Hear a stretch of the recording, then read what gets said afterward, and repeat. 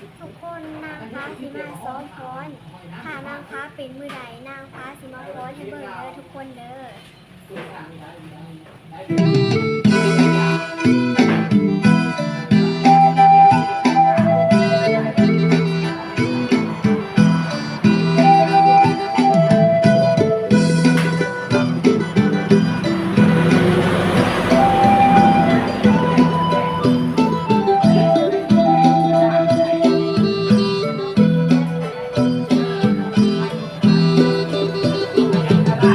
โอ้ยน้องเออ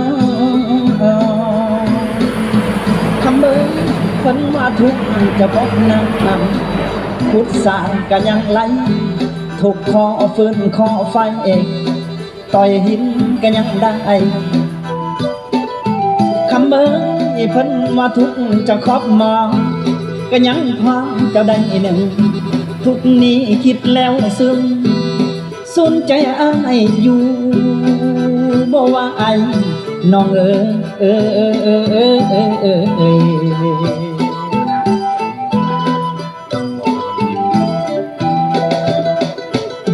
คนฟังอันว่าทุกจะที่ว่าแม่นคิดมักเจ้าเมียเขาหาแนวเบาหนอบังบกจืดจางบ่มีได้จังแม่งามไม่ได้น้องสองคนแก้มเปิ้นเปิ้นผิวเขาสูงเจินเธอพออยากเอิ้นว่ามีเอียงน้อง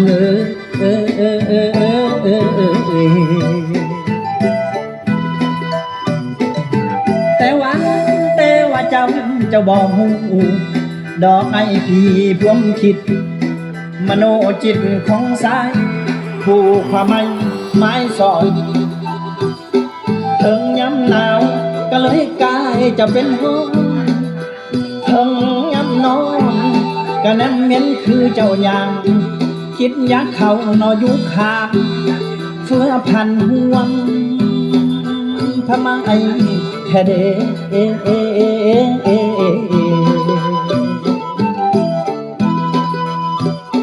หลงละเมอเลยสื่อเมียเขาหลับตานอนคิดฮอดบ่เศร้าคิดมักเมียเขาอยู่บ่เป็นคือมีน้ำทางแทงใจให้คิดเห็นเป็นสักเส้นคือคนเสียเส้นแท่นอเฮา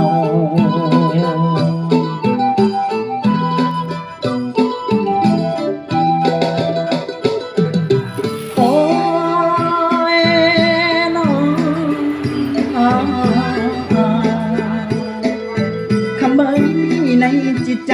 อยากไปหาเจ้ายันหัวเราเนามาเห็นสิจอบไปเจ้ากังเวนคิดอยากอายนอเศร้าบ้างคำเบิ่งมีแต่กลัวเจ้าเก่งยังบ่หานไปหาน้องอุ่นคงเป็นบุญแล้วสาดีเพื่อนไกลได้ลักแม่แอมน้อง